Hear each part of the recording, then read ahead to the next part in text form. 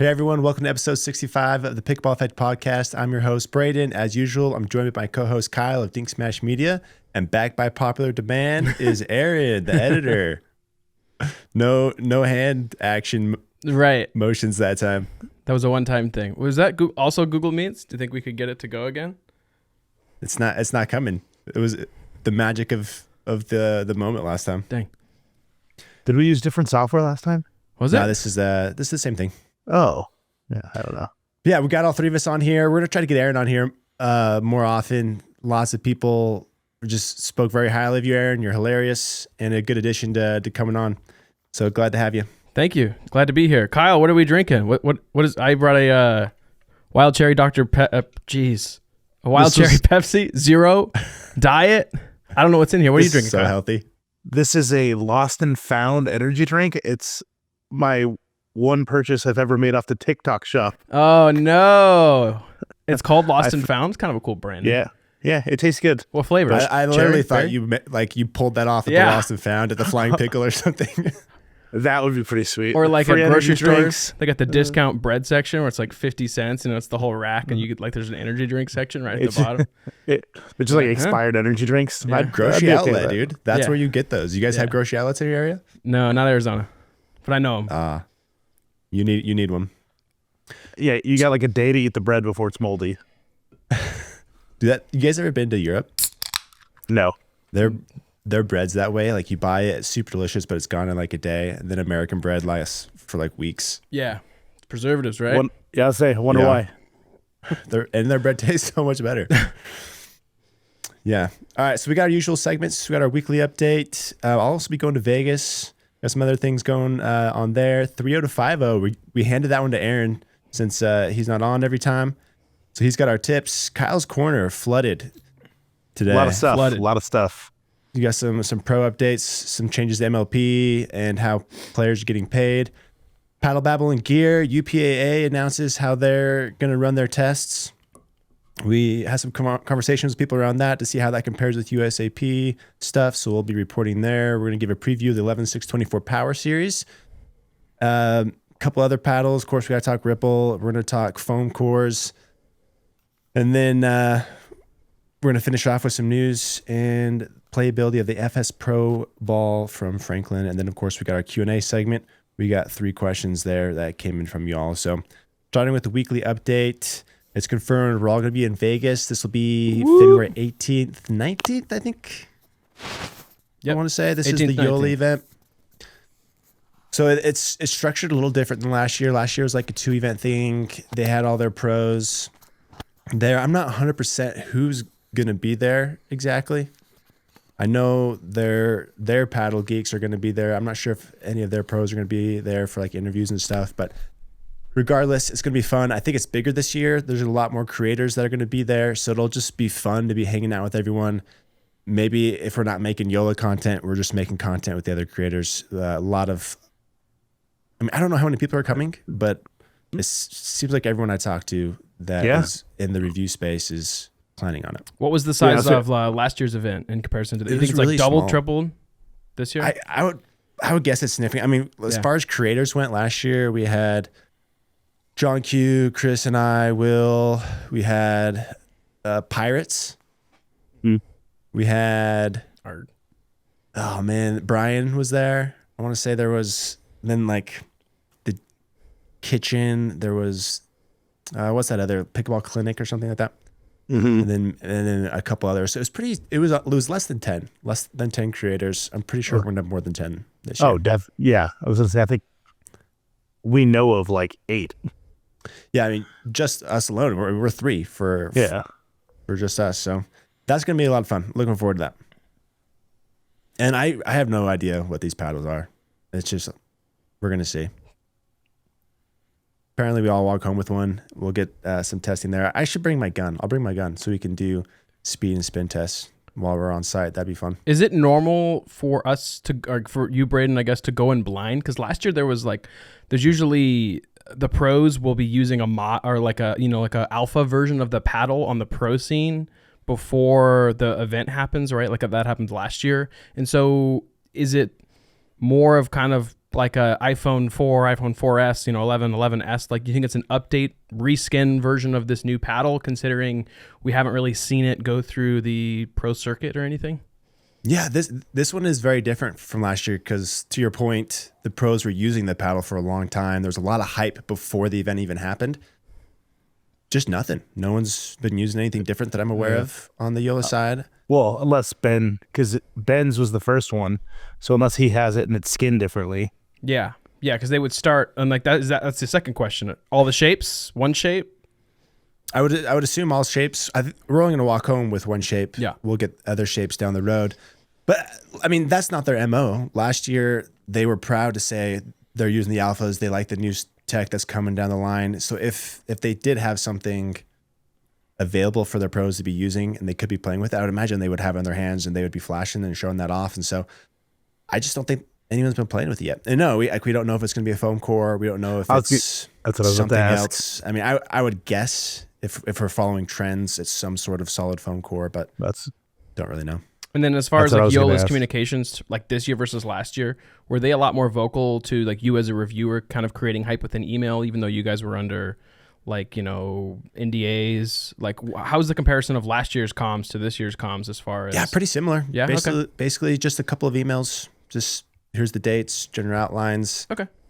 They're comping more this year. Last year we flew in. I was expecting just to fly in. I was okay with that, but I guess enough people asked for reimbursements, Kyle being one of them. only because the original location was Mesa. I booked my flights because I have a real job and I have to take time off. And then they changed the location after I had already booked my flights.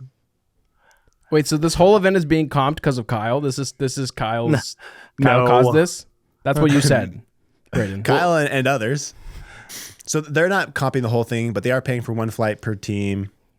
And then they are covering stay and some meals. Last year, they did cover the hotel. The meals, they did have meals. Some of the meals were good. Some of them were really weak. It was kind of funny. One of the breakfasts they had, we all just went out to eat afterwards because it was nothing. But but it was really well run, really well organized. Last year, it was a big production. I imagine they'll do something similar. But excited for that. Just, if anything, we're all just hanging out. It'll be fun to be together. Absolutely. Heck yeah. And then, USAP media days this week. This week's crazy as far as there's the two big launches. We have the Carbon launch on the 30th, the Ripple on the 31st. And then also Aaron and I are starting to prep the review for the 11SIX24 Power Series on the 7th. And so there's just a lot going on right now. And I only have Monday, Tuesday, Wednesday to work this week. And I need to get everything published and ready to launch for those 2 days before I fly out. So this was a really inconvenient weekend to be flying out. I have what I feel like is 6-7 days worth of work that I have to somehow do in a couple of days before I leave. I was working a lot this weekend, unfortunately. My family went to Utah to celebrate Chinese New Year with my wife's Chinese family, which is always a blast because these guys are just hilarious, yelling things all weekend that I don't understand, eating great food, just betting, a few $100 that everybody brings on some different games. They even have the kids betting, dude. This is my favorite part. They have this table where the kids are betting quarters. And so you start the kids when they're 3-5 years old and teach them how to go for money at the tables. Start them young. Start them young. They're playing Pai Gow already. Yeah, it's pretty fun. I always enjoy that one. Plus the food's always fun. But I was bummed to miss that. I just had too much going on. I have to get it all done this weekend. And so this was going to be a crazy week. Aaron, I know you got some. I don't know how far along are you on your carbon projects? We're not posting that till next month, right?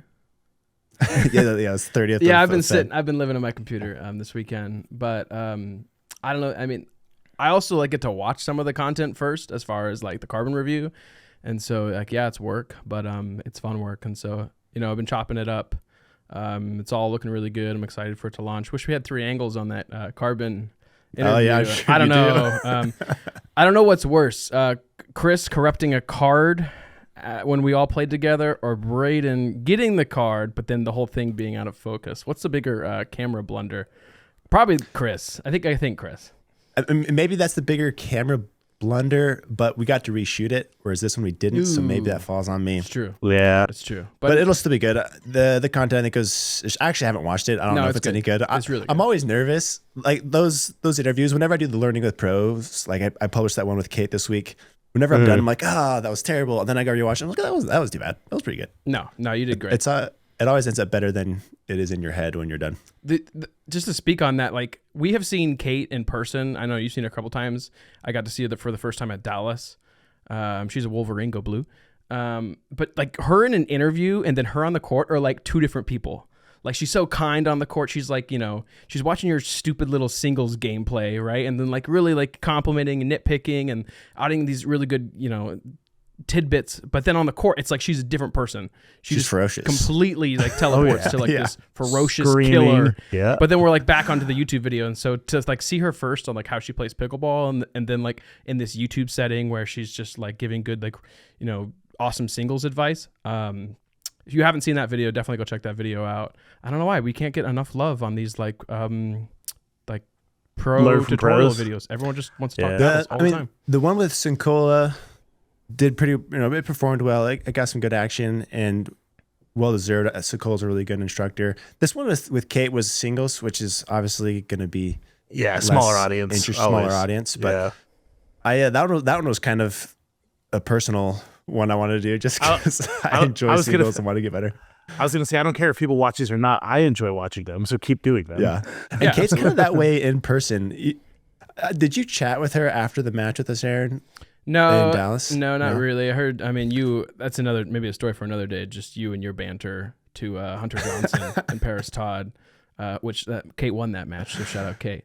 Hunter must not have known that was me because he messaged me this week on Instagram asking for some tungsten tape, and so I sent him some. He was being friendly, so he just hasn't put a connected Pickleball Effect brand to Braydon Unsicker's face. As soon as he's going to switch right back to lead. You act like I was personally attacking these guys. I was just cheering on Kate was all. He's like, that's the guy that was heckling me. Yeah. Anyways, what were you saying about Kate? I feel like I kind of took it on a... just that you were saying how different she is on court and on camera, but she's like that in person too. The second she steps off the court, we're just stand in a circle just talking. She's very chill, very down to earth, very cool. But to be great, you have to have that killer instinct. You have to have that you do insane killer mentality to where like when when we're on this court, like you're mine. And then it comes off the court, and then like again, she's like getting in line of concessions because like I love pickleball. We're like both getting burgers, and then she's like, "Yeah, can I have the cheeseburger and a side of fries?" And then I'm like, 5 seconds ago you were saying that you wanted to murder Paris Todd, like you know what I mean? Dude, that's the best thing about tournaments, dude. Yeah, you get concessions, like you go to the bathroom line, and Tyson's just standing there waiting to go to the bathroom. You're like, "Oh hey, I gotta pee. What do you gotta do?" Your soap's out, and you're like going over to his sink. Yeah, exactly. So good. Last thing for weekly update is, okay, so I mentioned last week how Catherine Parento's agent had reached out. This ended up being kind of a weird situation. So we're talking to the agent. We send Catherine just a ton of stuff of the grips and tungsten to try. They send us an email before the package even arrives saying, "Hey, Catherine wants to do this. Let's get a deal." And we're like, I don't think you've even opened. I don't think you even tried the product yet. So it all seemed kind of fishy. I wasn't 100% sure if this one was legit or not. Anyways, that was kind of weird. And they were asking a lot. So their packages were between like 10 and 30,000. And we were it was for some sort of year-long deal. We didn't get too much into the details, and we just decided we'd rather spend that money on Amazon advertising. I mean, she just signed up for that show on like Apple TV, right? It's like a workout, pickleball. Apple. Yep. I mean, like, Fitness. Yeah, Braydon, you're in the same conversations with Apple Fitness here, and so like, are we here? Like, I understand. A little out of my league. Exactly. I mean, like, these are PE grips. And Catherine's great, but if I did want some sort of pro backing, I don't think I need a Catherine. I can get someone who's not in the top 5 and have the same effect. Like, I just want quotes, some images, those kind of things, maybe for the website, if I was to do something like that. But what's crazy about this is, I don't know why this all happened at the same time, but we also got another email this week from Fed's agent, which is Johnny Goldberg, I guess, if you guys have seen or watched him play ever. Oh, yeah.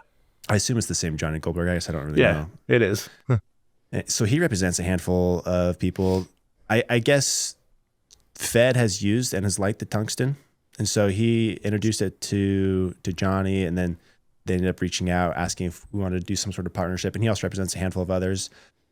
But those partnerships, one of those may go through because those are a little more affordable.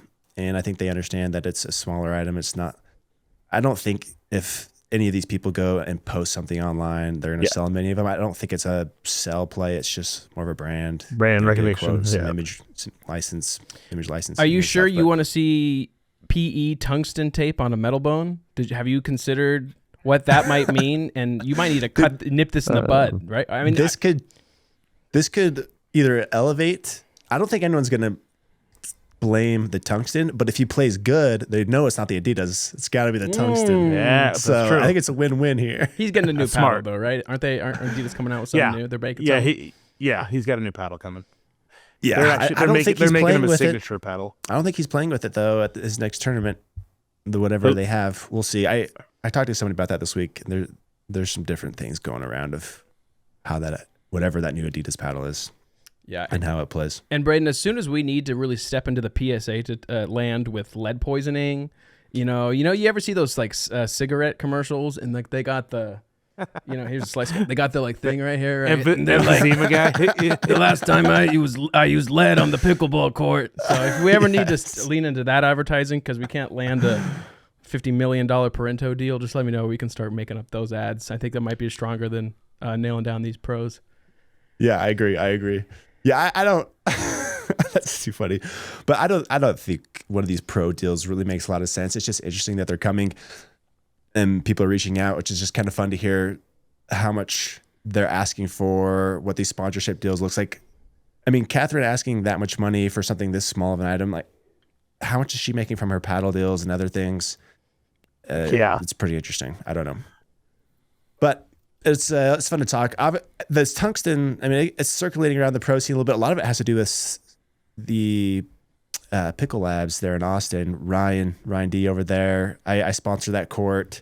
He pushes my tungsten to all the pros that come in there, and he's great. And so there's actually a decent amount of people that use the tungsten and really like it. And I've gotten a lot of positive feedback from all, so that's fun. Any other weekly updates from you guys? Got anything, Aaron? Nothing. Man. 3-0 to 5-0. Aaron, floor is yours. All right, so a lot of pressure to throw the worst player into this section. For me, it might be like 3-0 to 3-5, 3-6. I thought of that same joke, but I think it would have been funnier coming from me than yourself. You know what? But I'm so aware. I'm so self-aware that here. Hold on, let me spend the next 5 minutes just saying everything you guys can say about me to defend my honor. But I do think everyone has skills and different things that they can teach others. I don't care what your level is. And so what you have to say, I'm sure is going to be good. Well, if that's the spirit, let's just give it to Kyle. Kyle? No. It's your week. So there's this basketball podcast JJ Redick launched last year before he got hired to coach the Lakers. It was JJ Redick, NBA, retired NBA shooting guard, and LeBron James. And the podcast was called Mind the Game. And it was just talking about like how much a pro will strategize as they're playing. And I think there's like a huge pros, like we'll talk about it. Like when you sit down with, Kate, she'll say, I'm doing these 5 things. I'm setting up this, these patterns. I'm setting up this 3-shot combo, right? And I think amateurs, let alone myself, just fall victim to like reacting and playing in the moment. And I know when you're drilling and you're practicing, you are building muscle memory, you're building habits so that when you're playing, you can kind of turn your brain off to a degree and just execute. But I also think at least the biggest thing for me is constantly analyzing what is happening in the game. Where am I serving? Where am I trying to hit my returns? Do I have a player on the other side that has a really aggressive forehand? I'm playing mixed doubles. He's poaching a lot of his partners. So I really want to return kind of into like that poach zone where, maybe like they'll meet in the middle. And so I think minding the game is something that pros do all the time, right? Like when you go so I just watched a tutorial of Patrick Quinn and Will Howells working on flicks, right? And they were saying, sometimes you want to aim for right hip, right shoulder. And I'm like, if I just hit a flick, I'm happy, right? Yeah. Right. Let alone they're like aiming for like, okay, we're gonna go Targets. ear, we're gonna go chin, we're gonna go nose, eyes, ears, mouth, and nose. But they're all doing it instantaneously, and they can hit everywhere. So one is like the physical ability that they have through repetition, but two is saying, I know this person, really has bad backhand counters. So if I throw something high, like by their shoulder, and their backhand, they're really not going to be able to hit it. And so I think, one, it is really important to play loose and play free and not be in your head too much. But also I do find myself, like, when I am minding the game and I'm thinking and I'm chronically strategizing where I want to hit shots, going in with strategies, even in rec play, it's just building good habits, as far as you can beat players that are better than you if you know tendencies, where they're going to be, and you really just nail them down. Even if you're doing it solo, if you're playing, rec with someone you don't really play a lot with, I think you can even do it without saying like, hey, this is our strategy, this is our tournament. And so the more I do that and the more I'm really trying to analyze what I want to do before a point, during a point, or where I messed up. Like, I'm a lefty. A lot of times, like, I'll be on the left side and I want to like hit a shot down line because it's a pretty shot. But then 9 out of 10 times I'm hitting to a right-hander and he's sitting there on his like forehand counter. And so it's a really stupid shot for me to hit as a lefty, even though like I can like hit this cool line shot. Everyone's a right-handed. And so it's like that shot will never really work well for me. And so it's like banking that into my head so that if I ever do it, I go, 1, Aaron, you're so stupid for doing that. And 2, never do it again. And so then, I can like have a better game. And so I think for me, it's just like minding the game, whatever that means, is always just really important.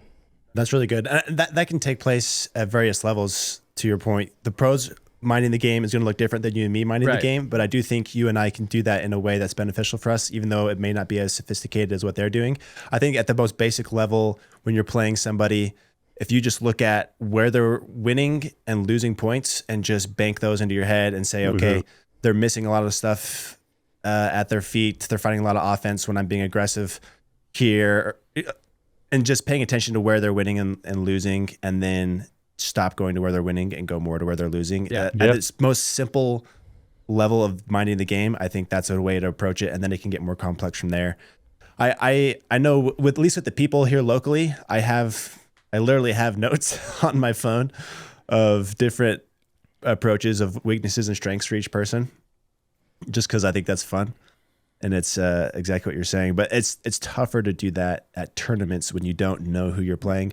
Though pros play the same people every week. So they have their own books of each person. So they can take that to a different level maybe than we can when we're going and playing rec. But yeah, just looking at where they're winning and losing points is a good way to think about that. I like that.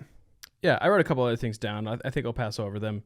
But yeah, like just being aware and banking it and agree, like, it doesn't have to be perfect, right? But a lot of times when I play too loose and I'm like trying to play it too instinctual, I'll make a lot of reoccurring errors. And so it's just, it could be accountability through a really good partner to say, hey, stop doing that, or, let's adjust. But just being aware of like, hey, strategy is like, what do they say? 90% of it's a mental game, and then 10%'s that's where you use timeouts. I think timeouts, especially in tournaments, is a good time to think that through, of those types of minding the game things. That's good. For example, Kyle, when people play you, people like to play fast first, right? Yeah, oh yeah. And then you just light people up because your counters are so good. And then as soon as they start slowing the ball down a little bit, then it's a different game for you. For me, it's the same way. Like I do better a little slower, and as soon as they start lighting me up, then I struggle. And it's just finding those little things for each person. Everybody always wants to challenge the hands. Yeah, it's better to be stronger there than other places, because that usually comes first. It's all those energy drinks. He gets a big 24 ounce, downs it. Then he's just sitting there on the kitchen line like try me, right? Yeah. Just exactly. goes to Lost and Found when he walks in every time, grabs an energy drink. Grabs a new energy drink. You're I feel right. like that's a good podcast segment, Lost and Found. You know, I don't know what's in that segment, but I feel like there's a good, could be good. Title for Could be good. Could be good. Kyle's Corner. Oh man, MLP changes. Let's talk about that first. Massive changes. Side out scoring is back. They got rid of rally scoring. How do you boys feel? Ooh. I didn't expect it. I didn't expect that. So, be for it or against it? I don't like playing rally, but I enjoy watching rally. Agreed. And so I'm bummed that they took that away, because from the consumer perspective, I enjoyed the rally scoring. Yeah. I personally feel that the games are just going to be way too long now. They're playing to 11, I presume, not 25 anymore. Oh, I don't know if it showed the score. They would have to be. It would have to. There's no way they could. Yeah, there's no way. Yeah, 25 if or you played whatever. it, that would take days. But no, even to 11 though, I just feel like games can go a lot longer when you're playing side out. Yeah. I mean, there's the whole TV deal thing, trying to control the time, make everything predictable, which is tricky. So that was an interesting play. It must have been, I mean, I don't know why they switched. I imagine it's just enough players complained. I feel like it had to be the players. And then I do think the better team comes on top more with side out. Yeah. No, I would agree with that. Which is probably what you want. Yeah. Then rosters expanded to 6, which I do like that. Yeah. So are they subs, or can they swap out? How does that work? They didn't release the details in that announcement, but I'm assuming that's just so you can put out whatever 4 you want. Like, I wonder if you have to put announce out that 2 different, depending on who you're playing and how matchups are. You put out different players. I wonder if it's for each tournament though. Like if you have to announce the 4 that you're going to use and the other 2 are subs. No. What sport does that? Well, you think you can switch them on the fly? I mean, you could all be there. I mean, these events are all weekend long. You're playing 5, 6 different teams. Yeah, that's true. Well, so maybe you just have to lock in for the game. For the game, yeah, I would think. I don't know. We'll see. But yeah, that's kind of interesting. I think that's cool. I mean, NFL has practice squads, so you can only take 53 to a game, and you have to announce, if you're going to activate a person before the tournament. And so, I mean, that could be a thing. But I agree. I guess so. I would think with a smaller 6 that all 6 would be active. But then again, is that harder on as part of its scheduling? That's what I was thinking too, because not everybody. I mean, even this year, some teams didn't play every week, and there was scheduling conflicts, which is why the standings were kind of weird up until near the end. I wonder if the subs are allowed to play in Challenger. That's a good question. Oh, I don't know. I'll have to get clarification. I mean, if they do the Challenger and Premier events at different times, I would think maybe. I don't know. Maybe not actually. But I guess in other leagues you have guys or girls that are in the D League or whatever, or in the B team that travel and can sub in. They kind of play both leagues, so maybe I don't know. So yeah, that's cool. I think it's. I mean, we'll see how the details shake out, but I think it's good. Another fact that came out about the MLP players, and I think this is going to affect Challenger the most, but if you took a buyout during those tour wars to play this year, you have to pay that buyout back. If the player took a buyout? Yeah, so those players that took buyouts way back in the tour wars. Remind me what a buyout was? It was, they got their contracts bought out. It was like if you signed MLP or vice versa. It was mainly APP players because they took buyouts to not have remember, because they tried to squash contracts because then they had too much money out. Yeah, but I don't remember what a buyout meant exactly. So they took X amount of money to be bought out of the contract that they had signed. Oh, so during the initial tour wars, yes. I signed a contract early. Yes. PPA could have bought me out of my contract to renegotiate. Well, or to just because basically they had signed too much money. There was too much. So they bought people out for whatever. I don't know the exact numbers, but say you got bought out for half your contract.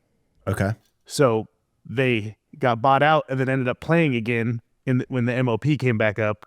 So now they're saying to play this year, you have to pay that money back. So if I got bought out, say $50,000. Yep. As a player, I have to pay $50,000 to the league to participate. Correct. Do we have any names? Like, who are these people? I think most of them. I don't have any names, but I think most of them would be Challenger or low level Premier, because a lot of the PPA, a lot of the higher PPA people were always PPA. Other than, I think Riley took a buyout.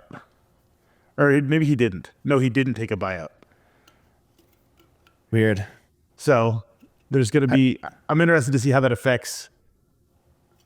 Because who's going to pay... I mean, who's got that money to pay back? Yeah. I don't know. I thought that was a weird one. So there's going to be... Presumably, there could be some players we don't see this year. Maybe. That's what it sounds like from that. Also, you have to be contracted to UPA to play MLP this year. I mean, that was the same as last year, wasn't it? No, No? Susanna's not contracted to UPA. The Challenger, yeah. Yeah. I mean, I guess that's no surprise. No, we all knew that rule was coming, so that like wasn't super groundbreaking. Another thing that pro had sent me. So top 50 players. I don't know if you guys knew this. So the top 50, basically PPA players, are not permitted to play in qualifiers this year, and they have to sign a touring pro agreement. And why that's important is this mainly like in mixed. So if you're a top 50 male and you want to play mixed and you get a female that's not in the top 50, you can't play qualifiers. Well, maybe that's an advantage to them because some other top 50 female has to play with them. So maybe they get a better partner than they normally would.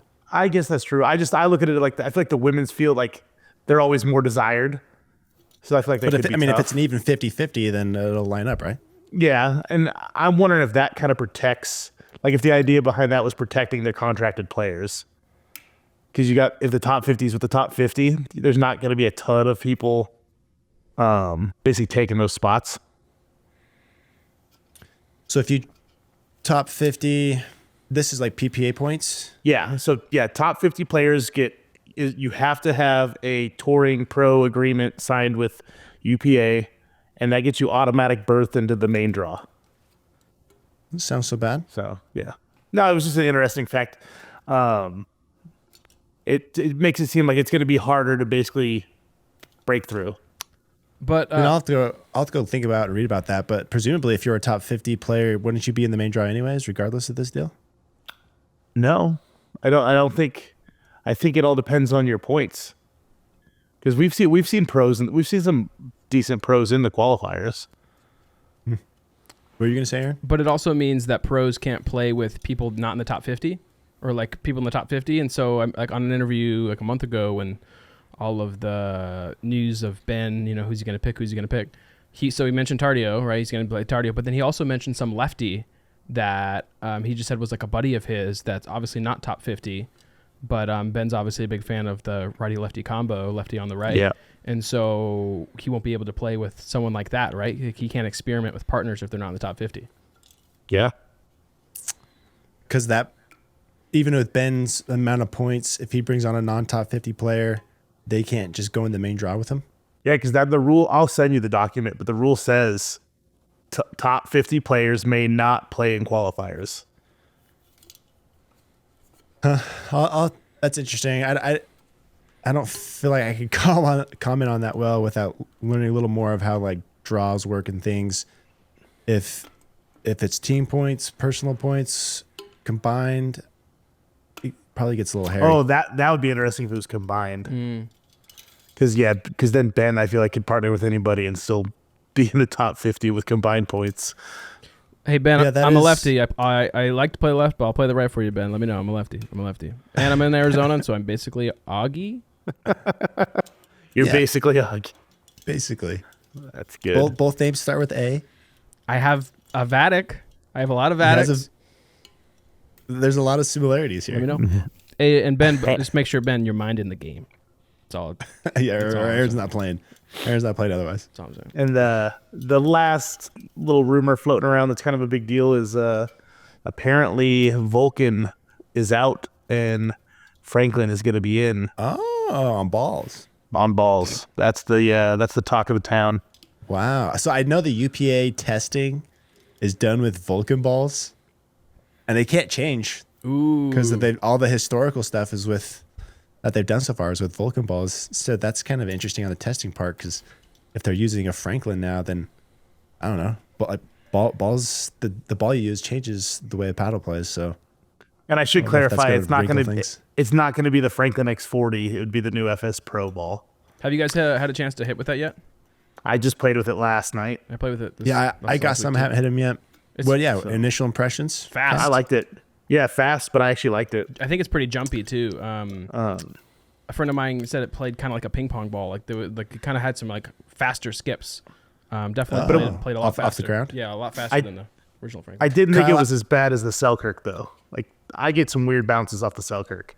I mean, that's because it gets out of round. Does the Franklin get out of round? It didn't. We played 5 games, I think, with it, and it stayed round. It stayed. The Selkirk get out of round pretty quick. Super Yeah. You know, balls are fascinating with what ball you decide to play because in this area, the Selkirk S1 Pro or whatever is the go-to ball. And I think that's primarily because the club uses those balls. Yep. All the events use that ball and everyone just kind of buys the balls there and it's just become the de facto ball. In Utah, where my brother lives, he said the same thing happened with Vulcan. So before Pickler made Vulcan their de facto ball, everyone used Onyx, but then everyone starts gradually switching to the Vulcan because that's what the Picklers used. And so that's heavily influenced by region, clubs, on what balls you adopt. But so I wonder if the Franklin ball is going to become the new Pickler ball too, because Picklers are everywhere, and I know they all have that relationship, if that's part of the deal. And if Vulcan's just going to be toast, because... I mean, I don't see many Vulcan paddles running around. I don't think anyone's going to use a ball or a Vulcan paddle now that contract's ending. That's fascinating. I didn't see that one coming either. That was kind of out of the blue. Yeah, it's all but confirmed. That's a great point though on testing. Like I don't know, that changes kind of everything, right? Yeah. And now, like, what do you have to go? You have to go back on everything, right? Do you have to go back and reapprove? If you were to switch balls, yeah, they can't. They have to stay with the V flight forever. Like you can't just change it. So they just use a regular V flight ball. So it's not like USAP with like a holeless ball. They just use a normal Vulcan. They just use a normal Vulcan V flight too. Okay, so maybe that's the most realistic to them because that's the ball that's actually being played with in the pros. But yeah, you're right. Let's talk about that. We'll go. Was that everything you had, Kyle? Yeah, that's it. Yeah, so going over to paddle, babble, and gear, my first bullet was that UPA-A announces their paddle certification rules of what those numbers are. So they have their own core test now. They call it PEF, which stands for Paddle Efficiency Factor. Factor. So that's their PB core. So I was reading through this stuff. So their number's different. So 0.43 was the number for USAP. The number for these guys is 0.385. So it's a different number. So I messaged Jason Aspis, the dude who's running UPA-A, and just said, do you know, is there a correlation? Do you have a sense of if your test is less power, more power, same power as USAP's? He said he thinks it's less, but wasn't 100% sure because his team, it was a little muddy on exactly why, something around them not replicating USAP's test perfectly. They were unsure if, anyways, he just thinks it's less. I know you had a conversation with him, Kyle, about those. I'll let you talk about that. But before you do, I'll just kind of rattle off what these new rules are for them. So they came out with the power efficiency number that everyone has to pass to get the paddle approved. They also came out with like size and dimensions for the paddle, which is the same as USAP's. The combined length can't exceed 24 inches. Maximum length can't exceed 17 inches. But then they added their own rule saying the maximum thickness cannot be more than 24 millimeters. No idea why they added that. That'd be a thick paddle. They also said the maximum weight cannot exceed 10 ounces. 10. Yeah, Solomon, 10 ounces. But then they have another bullet point underneath that says you're allowed to modify the paddle. You're allowed to add weight. And I just don't know if you can add weight to get above 10, if that makes it there's no way. Illegal. I think so. Why have this maximum weight if you could just add weight and make it higher? No, I feel like you have to be able to add weight up to 10. Otherwise, that rule would make no sense. Right. And so David stays in trouble. Silly to me because the more weight you add, power and pop can go down. Pop goes down when you add weight. Yeah. Power can go up to a point, but then there's diminishing returns where it starts to go down. For example, if you get a super light paddle like the Franklin C45, it's not super juicy out of the box. As soon as you add weight, all of a sudden some power comes out of it. You get more plow through. But if you keep adding weight, say up to 10 ounces, then it gets a little unwieldy. You're not able to get that paddle speed that you were with, say, an 8.5 ounce or something. Mm-hmm. So you do lose power the more weight you add if you go too far. And pop is just almost always goes down a little bit for the most part. Again, there are certain cases if the paddle's super light and you add some weight, you can get a little more poppy. But that was an interesting rule that they added. I don't know why the weight really matters that much. Maybe they just wanted it to be different. They wanted to minimize the damage done to the video boards when people throw their paddles. Maybe that's it. Anything over 10 does a lot of cracking. Yeah. Or damage to the spectators. Yeah. And then the last interesting thing here with the PEF test, so they are allowing a break-in up until March 1st, 2026. So if your paddle initially scores, say, at 0.35 on their PEF test, then they do some break-in testing or some destructive testing. Yep. And then it goes up to 0.405. 0.405. It's okay up until March 1st, at which point, or March 1st, 2026, mind you, not this year, so quite some time. Then at that point, they're going to say your paddle has to be 0.385 indefinitely throughout the life of the paddle, which I think is great because destructive testing is something we don't have right now and needs to be in place, and it's going to be big once it is in place. That's going to have a big impact, especially on Gen 3 style paddles that tend to get hotter over time. By 2026, we'll be on like what, Gen 30, 35? Yeah, we'll be past that hopefully. All right, so that's it there. They did publish a bunch of technical, math and how they're performing the test. I had to dig for it. So if you go to UPA, then it links you to the PPL site. Then they have some documentation there. Though I just skimmed through it before this as best I could. I don't know if you could replicate the test. As far as I could tell, they left out some details like the velocity of the ball that's being shot at the paddle. And so if you don't have that number, you can't replicate the test. I need to do some more digging, but I would think that they would want people to be able to replicate the test so brands could test their paddles in their R&D process, right? You don't want to spend $30,000 or whatever it is to go get your paddle sent in and failed. So that was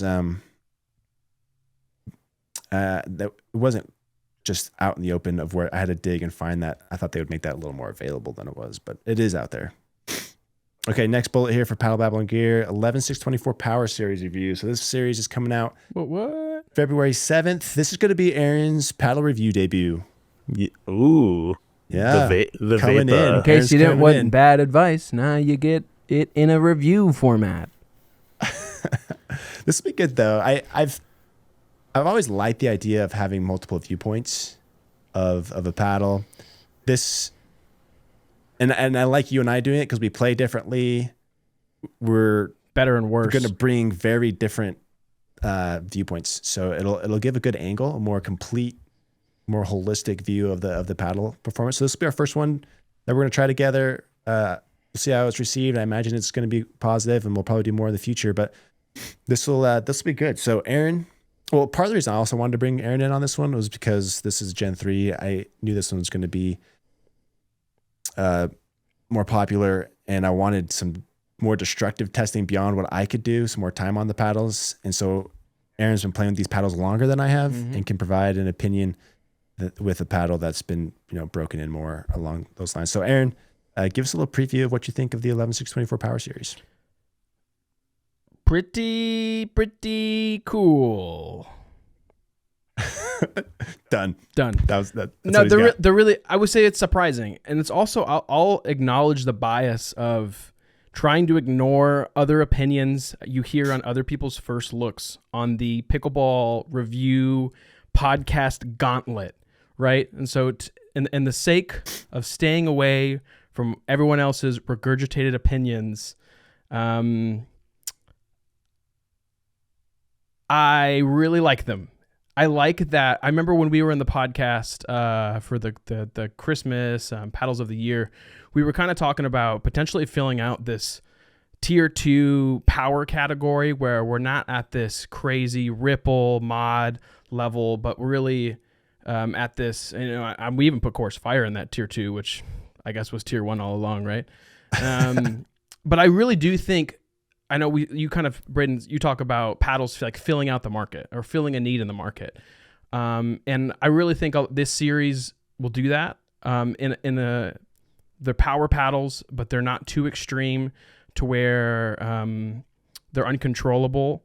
And then they have multiple shapes again. So I think that's really effective.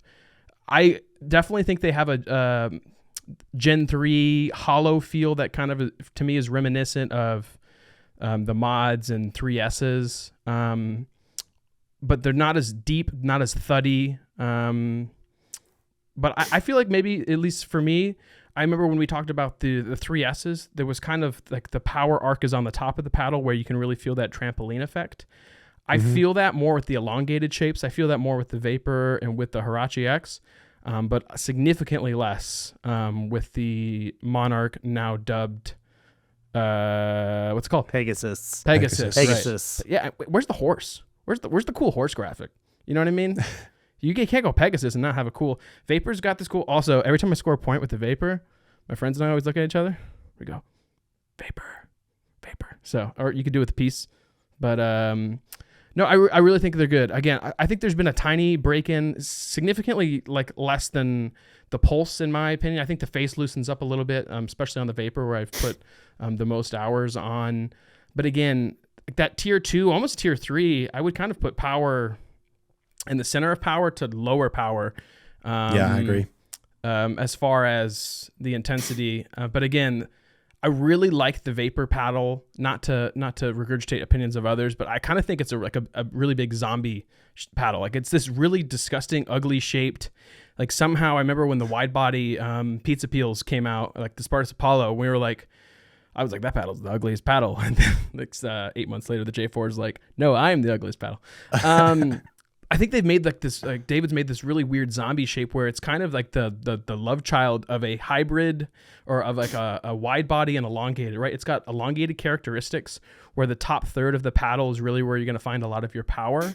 But the sweet spot is a lot wider. The fact that it kind of has that flare, that flare at the top, it does widen the sweet spot.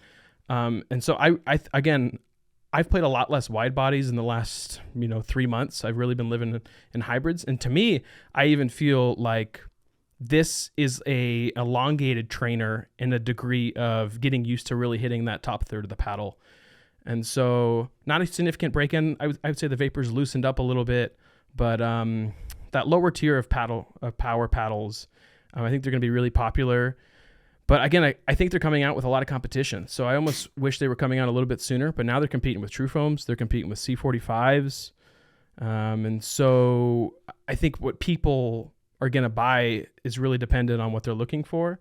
But curious to hear some of your thoughts. I feel like I just said a lot of worthless crap. No, those are good. I agree on every front there. Only thing I'll add on top of what you said is that I think the numbers are very fascinating here. So the static weights, at least on mine, were heavier. These were like 8.2, 8.3, but the swing weights were lower, below average for those shapes, or just right on average. And so you get this interesting combination of a little higher static weight, but similar, the swing weight you're accustomed to, but that gives you more forgiveness, right? So the twist weight numbers on these are all really strong across the board, and you can feel the extra forgiveness there. And that's part of the magic for me with the series is you do have that approachable power. It's a user-friendly design. I think the everyday player can go pick these up, find the little extra power they want, and it's not overwhelming like a Ripple or a Mod or a TKO or something. So to me, the audience size for this is a lot bigger than your typical power paddle. And the forgiveness is just such a big part of it. When you look at the x-rays, you do see some manipulation or some additional weight on the sides. So you have the double edge foam. It's actually just one single edge foam, or it's an EVA foam, but it's just thicker. And then inside that you have another layer of weight that's there to improve the forgiveness, and it plays that way. They play very forgiving. It's definitely power you have to activate. It's not this immediate power. It's not immediate pop. It's something you kind of have to give. You have to lay into the pad a little bit to find the offense, but it's not like a saga where there's zero pop, right? And this high power ceiling. It's definitely behaves like an all court until you lay into it, you're looking for offense, and it's pretty interesting that way. And but yeah, it's definitely a tier 2, tier 3 power. Still a power paddle, I think. There is I also noticed a break in when I first played it. The first few games with each one, I was kind of underwhelmed. I was hoping for a little more, but it did give me a little more over time. Mm-hmm. And yeah, I think they're gonna be good. Kyle, I know you've been playing with them too. You've been digging the Vapor. Yeah, Did you the have any Vapor. thoughts on top of those? No, I mean the Vapor. I will say I noticed a little bit of a break in at first. It wasn't for me. It did. I felt like it opened up a little bit, and it shapes the ball really well. And like you said, the power when you really want it, it's there. But if you let up a little bit, it still plays like a softer paddle, which is why I like it. I mean, yeah, you can control it pretty well. When I was playing it side by side, the Flamingo and the Ripple this last weekend, it was definitely the easiest one to control of the three. If you have a developed soft game, you're going to be able to control these. Absolutely. No doubt. Absolutely. I have a buddy who plays ESQ C 12.7. He's working his way to a TKO C 12.7.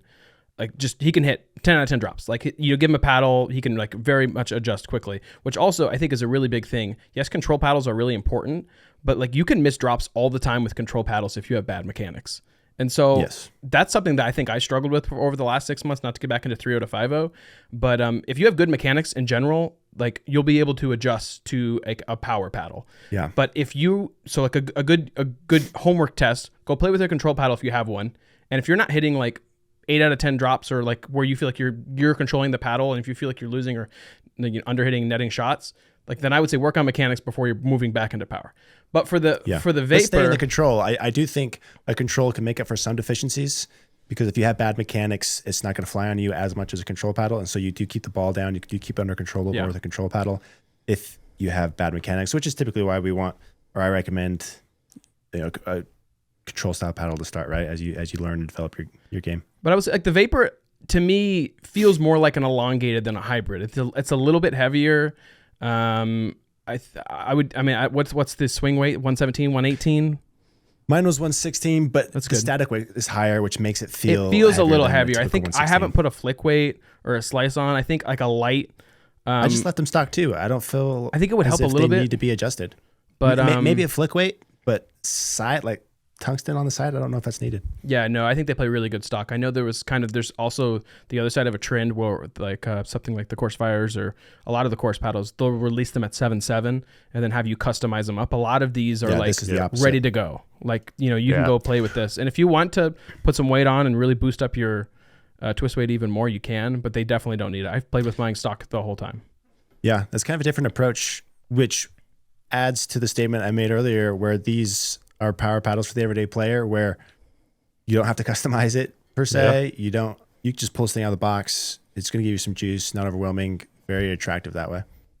Yeah, really good paddles, really popular. But I will say, I think they missed a little bit of a down angle. And there we go. We got the thumbs up. We got the thumbs down. Man, I had to work 45 minutes for it. I think there's coming out with a lot of competition. So there's kind of been a lull period in January where I think 11SIX24 power hype was really big, and in my eyes it's diminished a little bit because of it's competing with Carbon and Selkirk 008, and there's the introduction of foam, and so they got kind of unlucky with that because they announced February 7th very early. They intentionally delayed the launch to give people time to test the break-in period, which is smart. It's the right way to do it. I think so, but it just happened to fall within the week of these other big launches that were announced later. So a little bit unlucky on their part, because they probably could have launched these a month ago if they wanted. But still, like really familiar paddles. I think it's obviously the adaptation of foam is going to take a while, right? Carbon true foams play different. I know people are kind of now experimenting with the 008. We're in the wild west of what do foam paddles play like? What are their characteristics?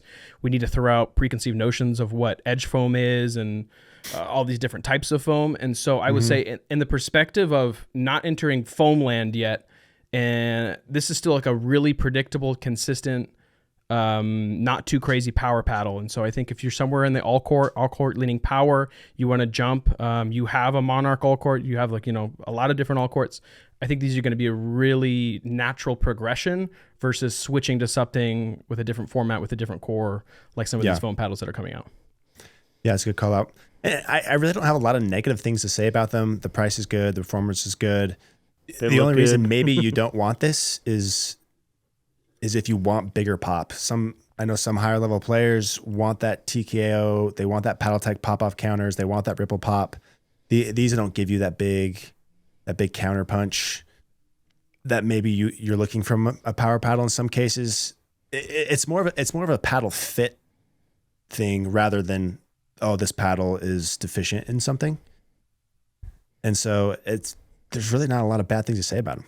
No, they're going to be great. And 11SIX24 has got a lot of tried and true faithfuls, and I think we're going to see these paddles a lot. And again, I know we haven't talked about it. You probably won't touch on it today, but they redid their all court paddles, and so now we have a new all court line to kind of test, and then the jelly beans too. And so I think that'll be down the line, but a lot of changes for that company. Yep. All right, I'm just gonna hit up on a couple more bullets here before we go to Q&A. I'll just rip these real quick because we're already getting close to an hour. Jeez. So Ripple's too hot. So I go and do the power pop tests and throw it in the database. It's literally nearly the same numbers as the Mod TA 14 and 15. These are out of, but this is pre-break-in. So it's been reported that these break in more so than others. With the EVA foam just tends to compress a little more, doesn't hold its shape maybe as well as some of these newer foam paddles that come in, and so they're going to get a little bit hotter, and they're hot out the gate. And so this has been said before. I said this on my Instagram. I was just if the Mod TA and the Pro Power of the gearbox is the benchmark, if that's what we're saying is too hot, I think the Ripple falls in line with these. 1000%. And this isn't a Ripple issue. This is a USAP issue, right? But somehow this is approved. And the paddle, although I'm in the camp that it's too hot, the paddle plays great. I play really good pickleball with it. And so it's just the future of it is a little uncertain, and the durability is a question mark still, I think. What were your serve numbers on it? So I very rarely will get serves up into the 60s. A high serve for me is going to be 57, 58. Yeah. I had a couple hit the 60s with this, and then the most were just around 58-ish, 59. And so for me, it's really high. Yeah. When I was in our group chat, somebody hitting 68 consecutively. I'm like, that's a bomb. Like, yeah, no, that's cooking. And this isn't just high power; it's also high pop. Yeah. Both of those numbers were very high, and so they're here whether we like it or not. And those are coming out the 31st. Code PBEFFECT. The Ripple's making waves. Let's talk 008 and True Foam design. So I did a post on Instagram that put the True Foam next to the 008. I didn't know what was inside the 008 until I took this X-ray. I expected something like the True Foam because that was the first full foam paddle that I've been exposed to, right? And it's just nothing. I get the X-ray back and I'm like, shouldn't there be some cutouts or something here? But no, it's just this solid foam paddle. Like literally, that was in the email they sent me. This is a solid foam paddle. And that's they meant it. They meant it. And I love that. On the podcast last week, you guys were talking about, you're like, Selkirk released a foam paddle. Like Selkirk's on like the cutting edge. Like Selkirk's releasing something trending. And then you get the X-ray. It's like, oh, yeah, I guess that makes sense. But this did bring to light a couple of things. So one, the foams they're using have to be different because the True Foam has the cutouts, but it's still heavier than what Selkirk is using. And so this speaks, I think, to the density level of the foam. And so there's still, I think as we go down the road, as more foam paddles come out, brands are going to have to start telling us some sort of metric of the density of the foam, because that's going to speak to how it plays. Whether, I don't know, we'll maybe make 3 categories like hard, medium, soft.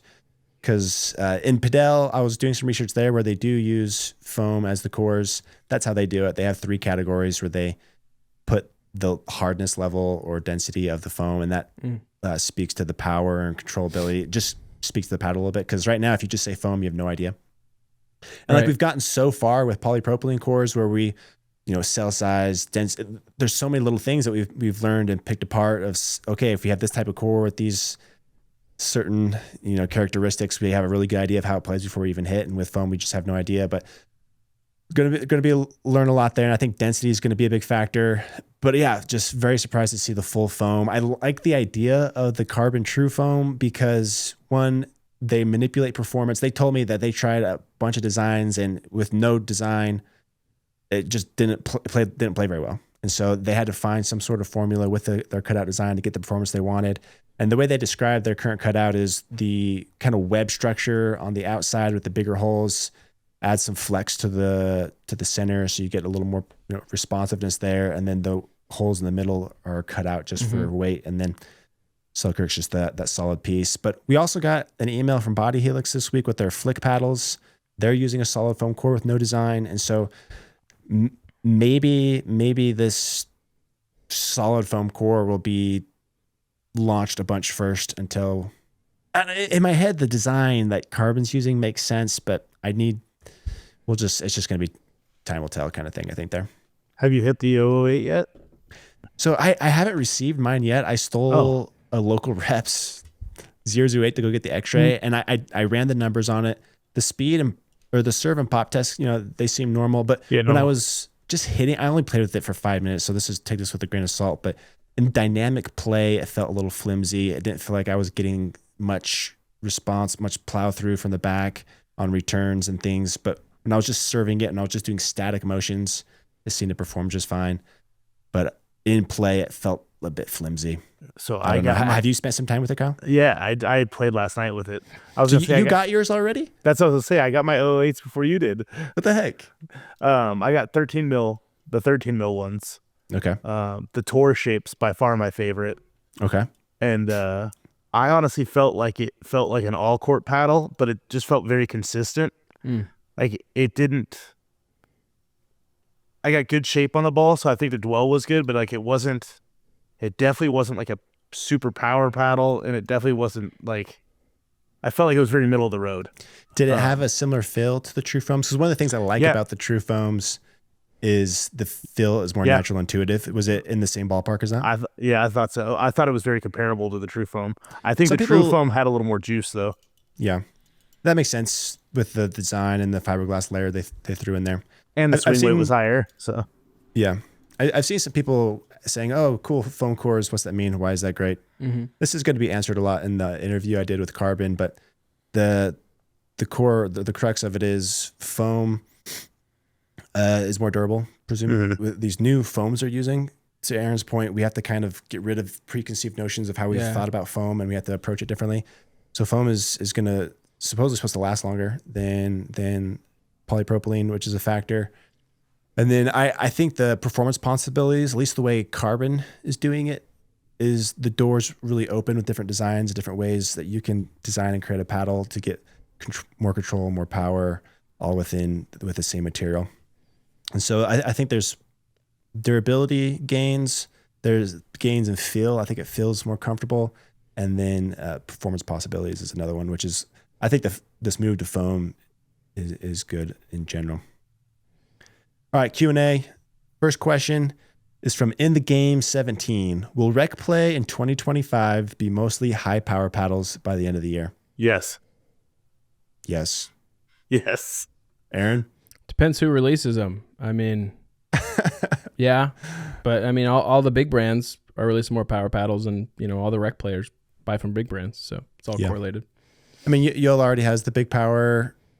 Selkirk's playing catch up in the power, but now that we have all the rules in place, this new technology with Gen 3 foam, I think we're just gonna see more power, and it's addictive. It's more fun with power paddles. You have to be mindful and intentional with the type of paddle you play to play your best, because a lot of people just go get the most power just for fun. But if you want to play your best pickleball, it's often a mix, right, of power and control. Okay, next question. TJ, we got double TJ. TJ14. Is it true that the best paddles / brands are not the ones used by pros? Example, 11SIX24, Honolulu. How would you guys respond to that? I got it. The best paddle is the one that you win with. No, it's true. No, but it's true. That's like whether it's a original Ben Johns, Franklin, right? Or it's the new Vapor from 11SIX24. The best paddle is the one that you play your best pickleball with.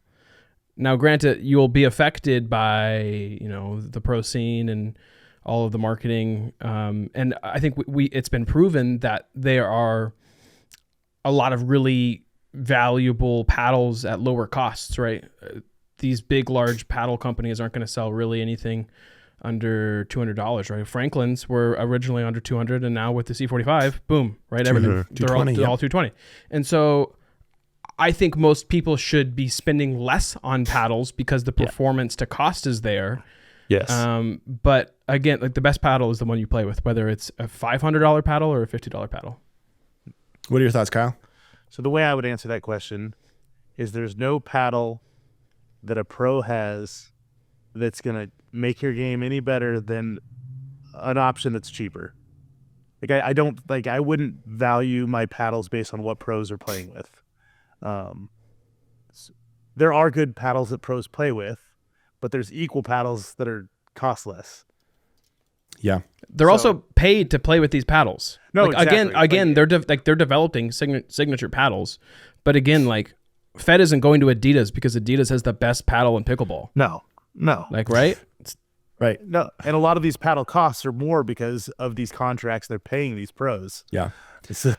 There are some scenarios where I think these top brands are going to offer an edge in technology, maybe in certain cases. For example, these True Foams, Carbon's going to be really the only ones with this technology. I think it plays great. They're going to cost a lot.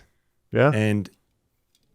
But is it going to change your game that much different than maybe a power from 11SIX24? Probably not. And so it used to be a year or two ago that a lot of the leading tech came from underneath, from the smaller brands. We're starting to see a shift starting last year when JOOLA introduced the Gen 3 technology. They were the first ones to kind of bring that to market. Now everyone's following with the Gen 3. So we're starting to see a shift where these bigger brands have more legit R&D side of things. Selkirk has a legit R&D program. Carbon has a legit R&D program. JOOLA does. They'll have these relationships with manufacturers that are very different from the medium to small brands. And so we're going to see the latest and greatest technology be in the front with these bigger profile brands that have the systems in place and capabilities to be able to do stuff like that. But in a lot of cases, these medium-sized, smaller brands have fantastic paddles that play just as well, sometimes better. Last question from Mario_Caldas. Minimum acceptable twist weight for a paddle this year. Any thoughts? 7 nuts.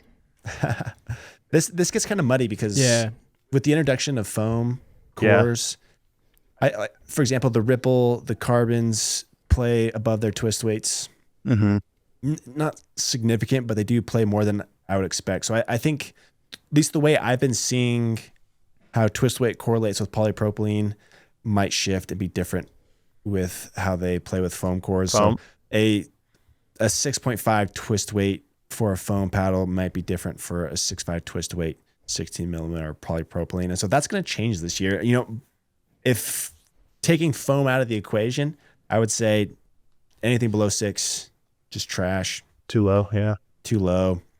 And anything above that, of course, 7 is really solid. I think 6.5 and above is where this is great. This feels good. 6.8 to 7 plus is when it's oversized and it's tough to find a dead spot on there. But yeah, it's kind of a tough question. Is going to change this year. But it's also really important, to call out that twist weight has been hyper popularized in 2024, and then also gamified by paddle companies to where they're able to manipulate twist weight. And just because it's reporting as above 7 on even some hybrid paddles, which is kind of buku, It doesn't like the paddle might not play good just because you can throw a ton of weight into like some of the cheeks. Doesn't mean the paddle's always going to play good. And so I think also being aware. Sometimes it does play good though, and sometimes it doesn't. So the 11SIX24 powers do have very high twist weights, and I do think they have fantastic sweet spots. And I think the weight they added in the cheeks was beneficial and served its purpose well. It wasn't a manipulation; it was an understanding of how twist weight works and where to put the weight. But David knew how to. Yeah, but to your point, Paddle Tech just throws a bead on the side, and makes their TKO super high for their elongated, but it did not play that nearly as forgiving as you would think that this twist weight would suggest. And so, you have to. That's a tricky number. The swing weight is just what the swing weight is. The twist weight is a little hairier, I guess you could say. But then, like Braydon, you've even talking about like not every company even takes twist weight into their R&D, right? No. And so like it's been popularized by reviewers and on this YouTube social scene and we're all like very aware of the metric, but there are large companies who are putting, lots of money into R&D and they couldn't even tell you what the twist weight of their paddle is.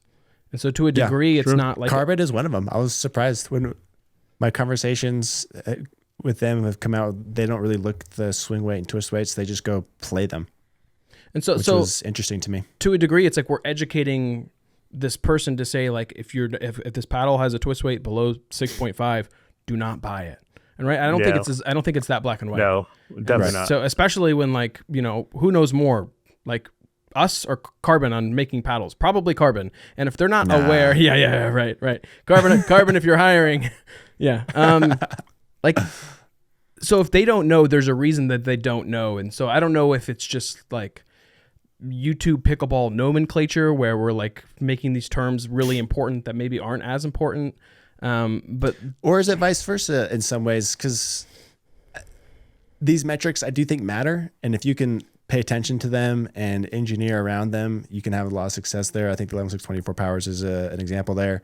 And this is how this is how I understand paddles. These are the metrics I go to. This is how I categorize and organize things in my head, and a lot of people do. And if brands aren't paying attention to that, I think that's a miss, because whether they pay attention or not, the market does.